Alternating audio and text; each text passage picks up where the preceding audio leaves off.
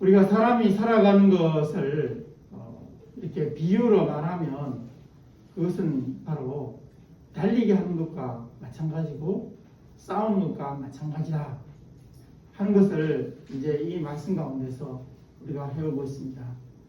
우리는 이 말씀을 엄청나게 많은 횟수에 거쳐서 말씀을 들었습니다.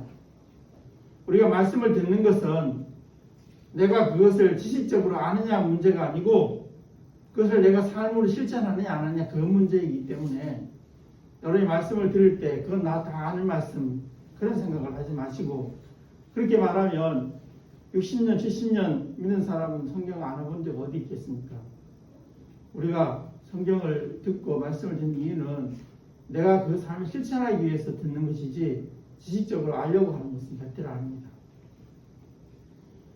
우리가 살아가는 것을 이렇게 달리기 하고 또 싸우는 것이라고 이렇게 바울이 비유했는데, 우리가 달리는 것을 먼저 우리가 생각해 보면 우리가 달리는 데 있어서 중요한 것은 왜 달립니까?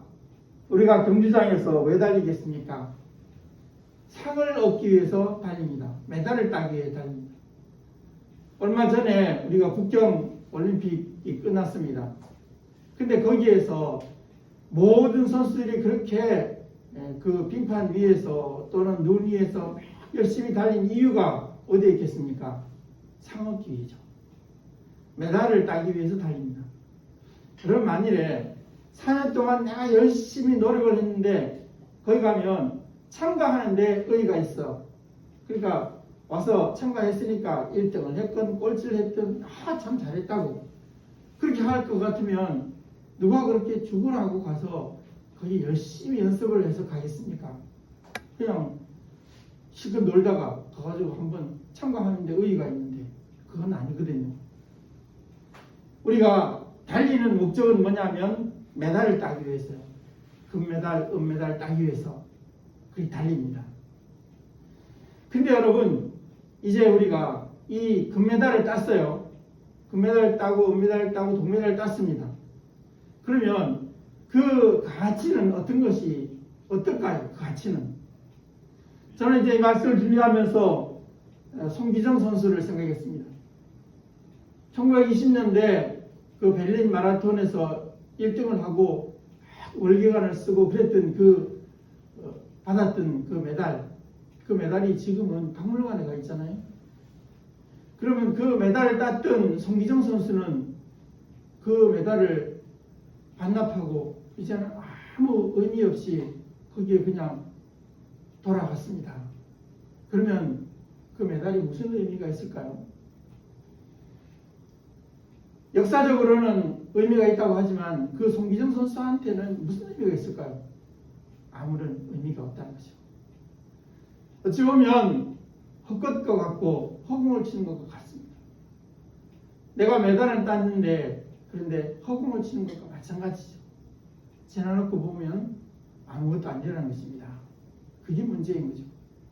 내가 열심히 달렸으면 상을 얻었으면 그게 영원히 나의 소유가 되어야 되는데 영원히 나의 소유가 안 됩니다. 그게 문제인 것입니다. 그러면 우리가 이렇게 허무한 의미 없는 이런 경주를 한 데 있어도 싸울 때 방법이 있습니다. 싸우는 방법이 뭐겠습니까? 우리가 이렇게 달릴 때 그냥 나는 내가 가고 싶은 대로 가, 하고 싶은 대로 해 이렇게 하면 안 되죠. 메달을 따려면 어떻게 해야 됩니까? 주최 측이 정해놓은 코스가 있어요. 그리고 주최 측이 정해놓은 그 기구가 있어요. 올림픽, 동계올림픽의 말입니다. 바이애슬론이나 뭐 이렇게 악슬레인이나 이런 것이나 스키나 이런 거는 규격품이 있습니다. 거기다가 뭐 동력을 달아가지고 달리면 안 되죠. 규격품이 있고 그 다음에는 복장도 정해져 있어요. 출발점도 정해져 있고 반환점도 정해져 있고 그리고 여러 가지 것들이 다 규정이 있어요. 근데 그 규정을 어겨서 달리면 상을 안 줍니다. 쇼트트랙을 하는데 달리는 선수가 나는 뭐 빨리 달리고 싶어. 그래서 중간을 가로질러서 갔습니다. 그래서 1등을 했어요. 상을 줍니까? 상을 안 주죠. 규정을 안 지켰으니까 상을 안 줍니다. 규정대로 달려야 상을 얻는다 하는 것입니다. 그 다음에는 끝까지 달려야 상을 얻죠. 나는 힘드니까 중간에서 한 10바퀴 도는 5바퀴만 돌고 자, 나 상 주시오. 그래서 상을 줄까요? 상을 안 줍니다. 끝까지 달려야 상을 줍니다. 그게 바로 우리가 달리기 경주에 속하는 것입니다. 그러면 이러한 경주를 하는 데 있어서 그 대상은 누굴까요? 누구와 싸우는, 누구를 향해서 같이 싸우면서 달릴까요? 우리가 외형적으로 보면 이렇게 같이 달리는 선수가 경쟁자예요. 그죠? 그 사람이 같이 경쟁에 달리는 겁니다. 그런데 사실은 그 사람이 아니고 나 자신이 얼마나 이를 물고 참고 그러면서 아픈데도 참고 힘든데도 참고 막 그냥 그만두고 싶은데도 참고 달리느냐, 거기에 따라서 달라지는 것을 우리가 알 수 있습니다. 그렇게 하지 않으면 우리는 상을 얻지 못합니다. 그래서 우리는 이게 참 중요하다 하는 것입니다. 자기 자신과의 싸움이다. 우리의 인생도 마찬가지입니다. 남이 옆에 이렇게 많이 있습니다. 많이 있고 공부하는데도 옆에 사람이 많이 있어요. 그러나 그 사람들은 나의 경쟁자가 아니고 내 자신이 경쟁자예요. 내가 얼마나 하느냐 그에 따라 달라지는 거지, 다른 사람이 올라가고 날아가고 그건 상관없습니다. 내가 아예 열심히 하고 월등하게 잘하면 다른 사람 잘하든지 말든지 아무 상관이 없습니다. 그게 바로 우리 인생이라고 하는 것입니다.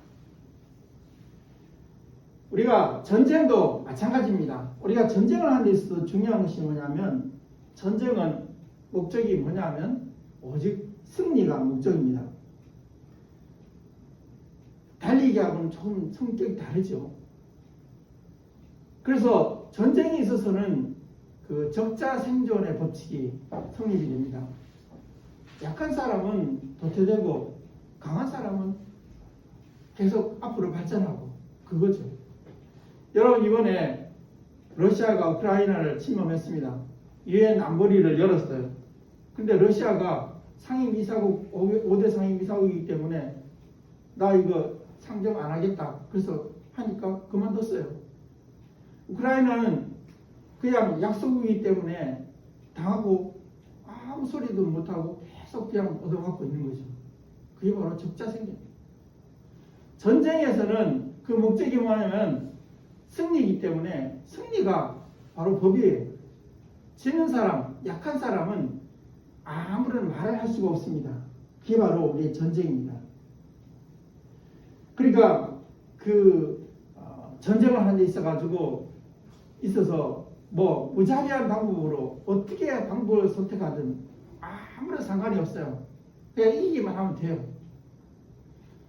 우리는 강대국하고 약소국 이렇게 사이에서 이렇게 보면서 참 그런 것을 많이 느낄 때가 있습니다. 우리가 2차 대전 때 일본의 강제 병합을 당해서 우리가 35년간 그 밑에서 있었습니다.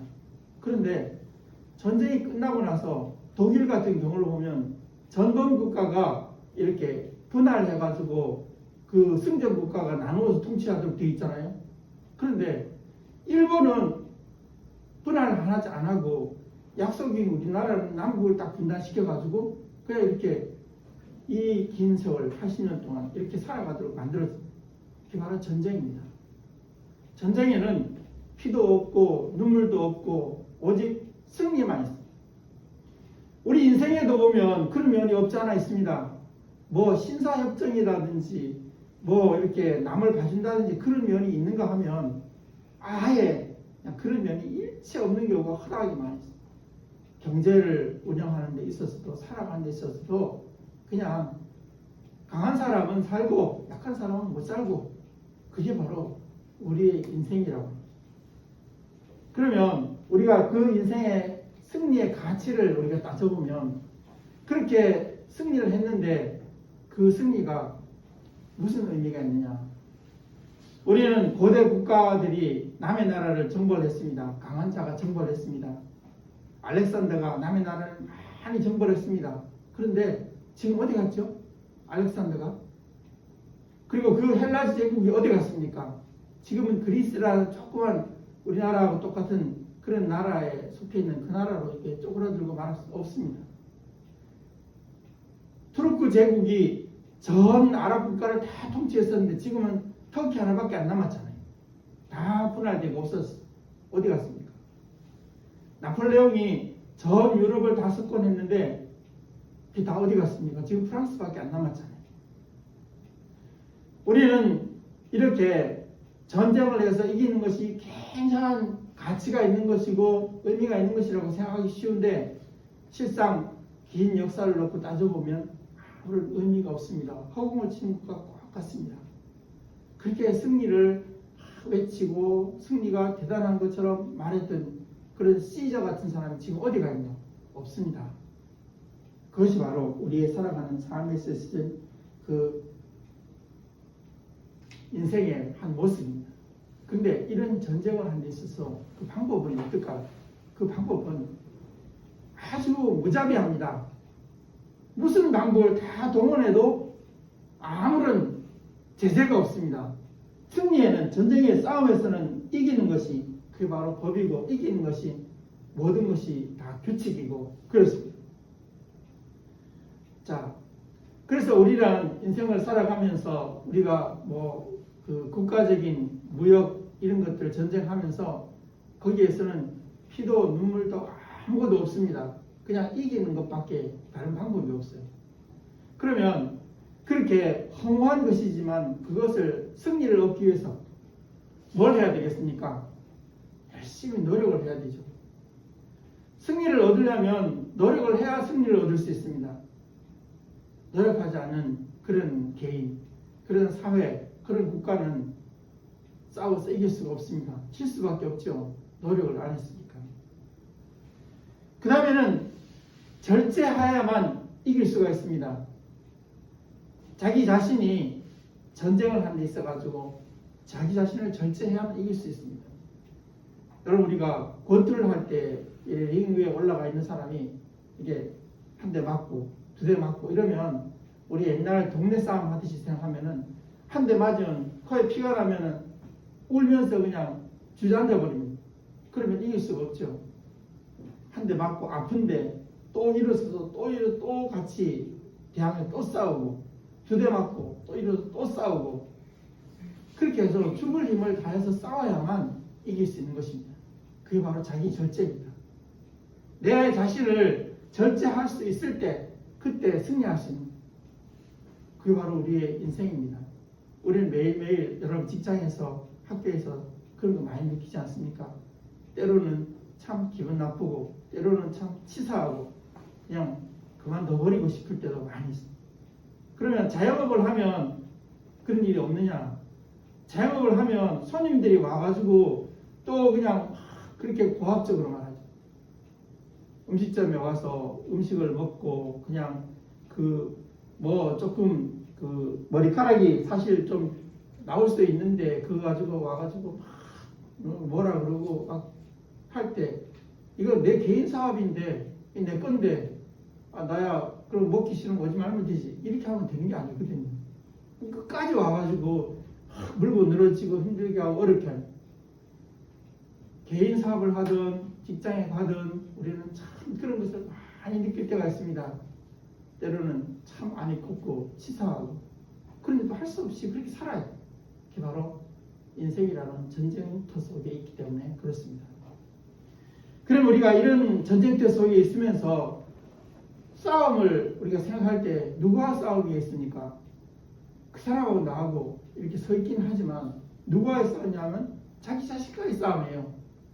내가 이런 모든 힘들고 어려운 일들 수치스러운 일 다 이겨내고 내가 이것을 계속 하느냐 아니면 때려치우느냐 그만두느냐 그건 자기 자신이 절제를 할 수 있냐 없느냐 거기에 따라 달라집니다. 자기 자신이 절제를 하고 그래도 눈물을 흘리면서 참고 치사하지만 참고 예 하고 이렇게 음식점에서 그 사장님들이 하는 것을 보세요. 야 나는 저 정도면 안 하겠다.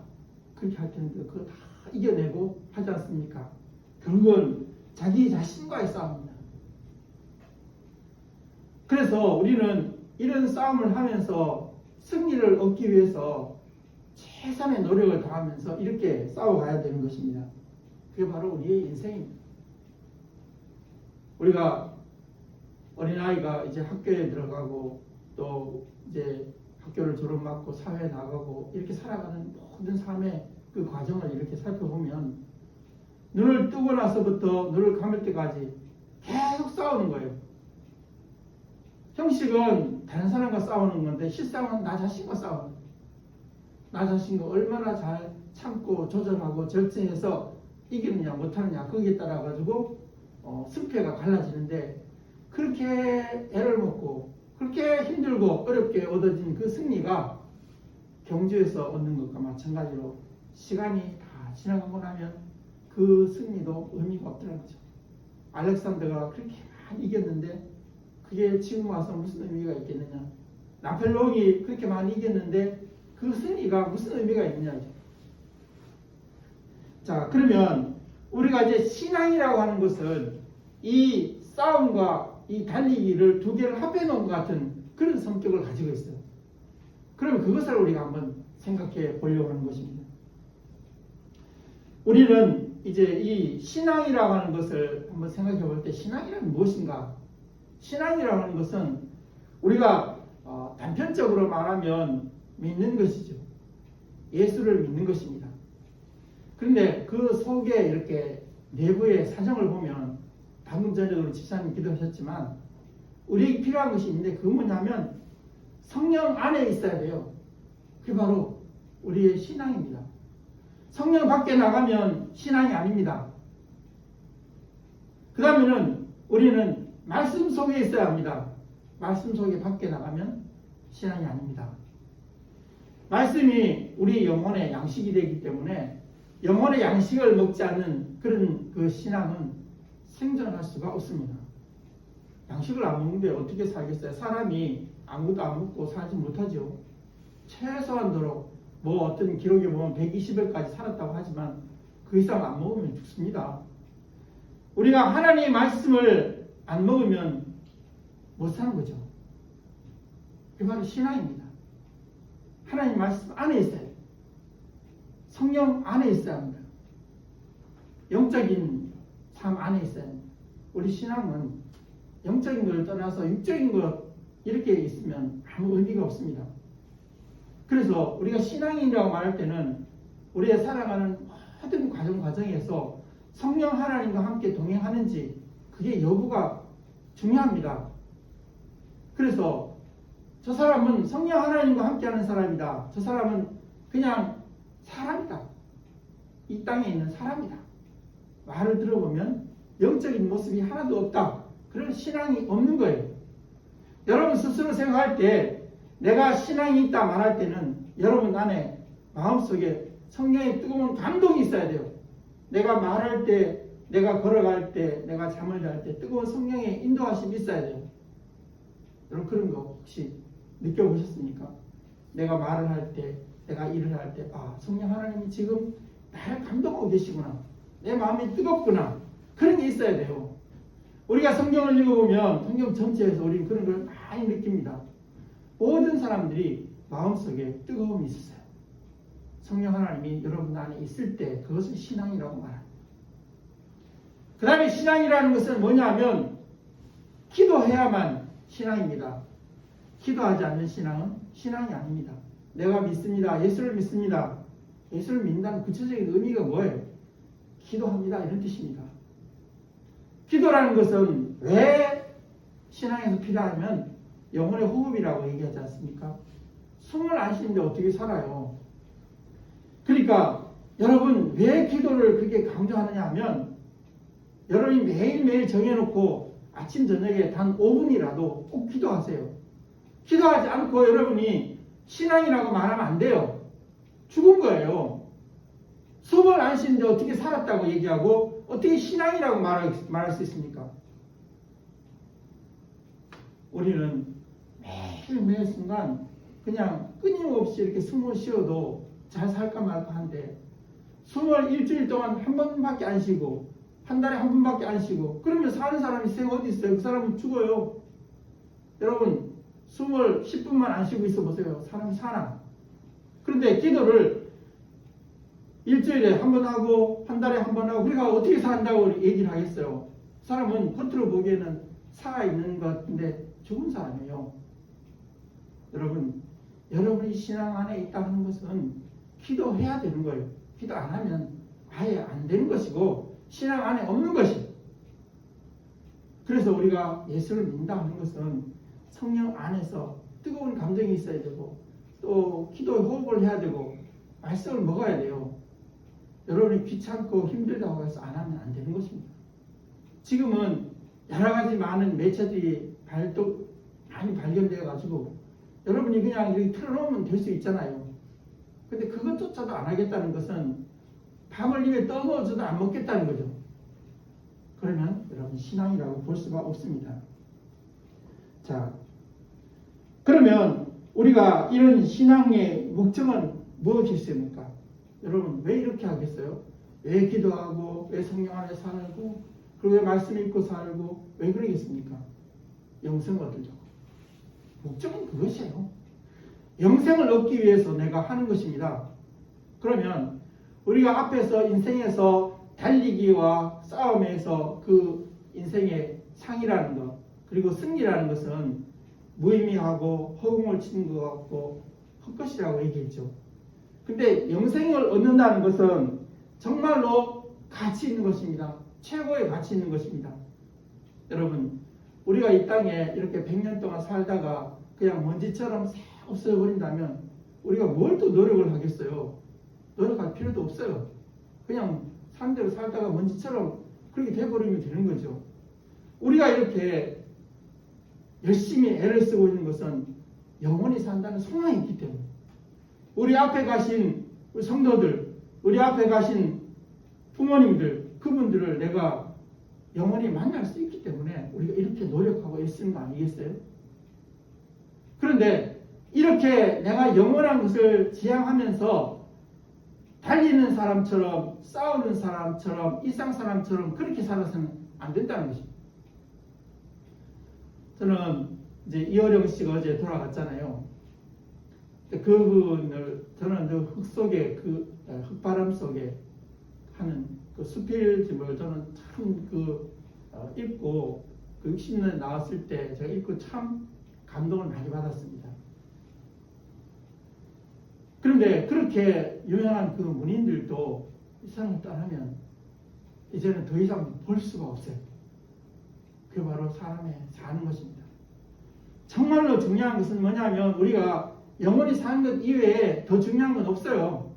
이 땅에서 뭐 성공하고 뭐하고 그거 다 허공을 치는 것 같고 시간이 지나가면 없어져 버리고 아무것도 없어요. 메달도 승리도 아무것도 없는 거예요. 우리에게 영원한 가치라는 것은 바로 영생인데 이 영생을 얻기 위해서는 그렇게 우리가 세상에 달리기를 하는 것처럼 세상에 싸움을 하는 것처럼 우리가 해야 되는 것입니다. 그래야 그것을 얻을 수 있다 하는 사실을 꼭 기억해. 이 싸움도 여러분 대상은 누굴까요? 이 세상의 악일까요? 아니면 사람일까요? 그러면 사탄일까요? 아니에요. 자기 자신. 자기 자신이 자기 자신을 이기면 그러면 괜찮아요. 그러면 승리할 수 있어요. 영생을 얻을 수가 있어요. 나 사탄 때문에 못합니다. 나는 다른 사람 때문에 내가 안 됩니다. 그런 말 안 통합니다. 자기 자신 때문이요. 자기 자신이 그렇게 하면 할 수가 있고 자기 자신이 안 하면 할 수가 없는 것입니다. 그러면 우리가 이렇게 영생을 얻기 위해서 해야 할 일이 무엇일까요? 오늘 이 바울은 두 가지를 말하고 있습니다. 잘 달려야 된다 하는 것을 말하고 있습니다. 우리가 믿음 안에서 성령 안에서 기도 안에서 말씀 안에서 잘 달려야 된다는 것입니다. 제자리에 서 있으면 안 되는 거예요. 제자리에 서 있으면 글쎄요 뭐 내가 믿으니까 구원을 얻겠죠. 그런데 내가 제자리에 서 있으면 구원을 얻을 만큼 신앙을 유지할 수가 없어요. 사람은요, 뭔가 변화가 있어야 되고 앞으로 나가서 뭔가 보람이 있어야 앞으로 계속 할 수가 있는데 제자리 걸음을 자꾸 하면 넘어져 가지고 가지고 있는 신앙을 잊어버립니다. 우리는 앞으로 나갈 수 있어야 합니다. 자기를 자꾸 쳐서 변화시켜야 합니다. 개혁이라는 말이 바로 그런 맛입니다. 그럼 우리가 달려야 할 때 어떻게 달려야 하느냐? 최후까지 달려야 됩니다. 중간에 그만두면 안 됩니다. 어떤 사람은 이렇게 말합니다. 나 젊은 시절에는 정말로 막 산기도도 하고 신앙 열심히 했어. 지금은 아무것도 아니야. 그럼 뭐 합니까? 달리기를 할 때 여러분 끝까지 달려야 상을 주지 중간에 그만두는 사람을 누가 상을 줍니까? 중간에 그만두는 사람을 주님이 어떻게 영생을 얻게 하십니까? 나는 젊을 때 열심히 했는데 나 지금은 땡이야. 그러면 그 사람은 영생을 얻을 수 없습니다. 젊으실 때 열심히 했으면 우리가 영생을 얻을 때까지 최후까지 달려야 돼요. 그 다음 우리가 달리는 의미 있어는 뭐냐면 내 자존심을 다 내려놔야 됩니다. 내 자존심. 나 더러워서 못해 먹겠어. 그런 말을 여러분 자주 듣죠. 신앙에서는요 그런 게 필요가 없습니다. 여러분 경기장에 가서 이렇게 그 심판이 하는 말이나 또 하는 행동에 이런 것이 안이 꼬워서 나는 포기하겠어. 그러면 안 되죠. 그러면 영생을 얻을 수가 없게 되는 것입니다. 그 다음에 우리는 모든 환경에도 불구하고 우리가 달려야 됩니다. 나는 비가 와서 안 달려. 눈이 와서 안 달려. 코스가 안 좋아서 안 달려. 기분이 나빠서 안 달려. 그러면 어떻게 상을 얻겠어요? 그러면 어떻게 영생을 얻겠어요? 여러분 영생을 얻는 것이라는 것은 그렇게 간단한 일이 아니고 우리가 오늘 찬송 부른 데도 있어요. 내 몸에 피가 식어도 달리는 것이에요. 그럴 정도로 아주 절박한 달림이어야 돼요. 그래서 얻어지는 게 영생입니다. 그런데 내가 그런 절박함도 없이 어떻게 영생을 얻을 생각을 하냐? 그러면 십자가에 순교하신 많은 분들, 우리 앞서 가신 많은 분들, 그런 분들은 왜 그렇게 달다가 갔을까요? 우리는 잘 기억해야 됩니다. 모든 환경에도 불구하고 우리는 달려야 되는 것입니다. 그 다음에는 자기를 절제하면서 달려야 됩니다. 절제하지 못하면 달리지 못합니다. 그 다음에는 우리는 해야 될 건 뭐냐면 싸워야 된다 하는 것입니다. 싸워야 된다 하는 말을 생각하면 우리가 싸우면은 협상이 없습니다. 싸움에서 우리가 승리한다. 신앙에 싸워서 승리한다. 사탄과 악과 자기 자신의 욕심과 싸워서 승리한다 했을 때 협상을 하면 안 됩니다. 협상이란 없습니다. 전쟁에서 무슨 협상이 있습니까? 치면 끝인데 러시아가 우크라이나를 점령해가지고 차지해버리면 그걸 끝이에요. 거기에 무슨 내가 이렇게 져줬으니까 나한테 뭘 주고 말고 이런 거 없습니다. 우리의 영생의 전쟁, 신앙 전쟁에도 협상이란 없습니다. 여러분 우리가 악과 싸울 때, 자기 자신과 싸울 때 상대편이 쓰러지든 내가 쓰러지든 두 가지 길밖에 없는 거예요. 그러니까 우리는 그런 마음을 가지고 우리가 싸워야 된다 하는 것입니다. 우리는 끝까지 싸워야 됩니다. 최후까지 영생을 얻을 때까지 싸워야 됩니다. 중간에 우리가 달리기에 대해서 말씀하신 것처럼 그만두면 안 되는 것입니다. 우리는 위험을 무릅쓰고 우리는 싸워야 되는 것입니다. 모든 환경에서 싸워야 됩니다. 그리고 자기 자신과 절제하면서 싸워야 됩니다. 그래서 얻어지는 것이 영생입니다. 그러니까 우리가 찬송가를 이렇게 보면 야, 이거 너무 극단적인 말이다. 너무 험악한 말이다. 그런 구절들이 너무나 많아요. 곡이 빠르고 경쾌해가지고 여러분의 마음대로 막 부르고는 하지만 내용을 이렇게 살펴보면 야, 어떻게 이렇게 극단적인 말을 그래요. 우리의 신앙의 전쟁은 극단적입니다. 그냥 대충대충 하고 신사협정하고 타협하고 그리고 비 오면 안 하고 눈 오면 안 하고 그렇게 해서 얻을 수 있는 게 아닙니다. 그렇게 무가치하고 그렇게 허무하고 허물치는 것 같지 않다는 거죠. 여러분 우리가 달릴 때 싸울 때 신앙의 싸움에서 신앙의 경주에서 최선을 다하시기 바랍니다. 그래서 남에게는 전하고 나는 버림받는 그런 일을 만나서는 안 되는 것이고, 바울이 마지막에 그렇게 얘기하고 본문에서 얘기했죠. 남에게는 잘 전해주고 나는 버림받으면 무슨 소용이 있냐 말이죠. 우리는 끝까지 잘 싸워서 승리하는, 그리고 상을 얻는 우리 모두가 되어야 되겠습니다. 하나님 아버지, 이제 또한 이 말씀에 따라 우리의 신앙의 싸움에서 최후까지 승리를 얻을 때까지, 그리고 신사협정 그런 것보다도 승리를 목적으로 삼아서 최선을 다하고 자기 자신을 절제하면서 끝까지 영생을 쟁취하는 우리 모두가 되게 하여 주시옵소서. 예수 그리스도 이름으로 기도하옵나이다.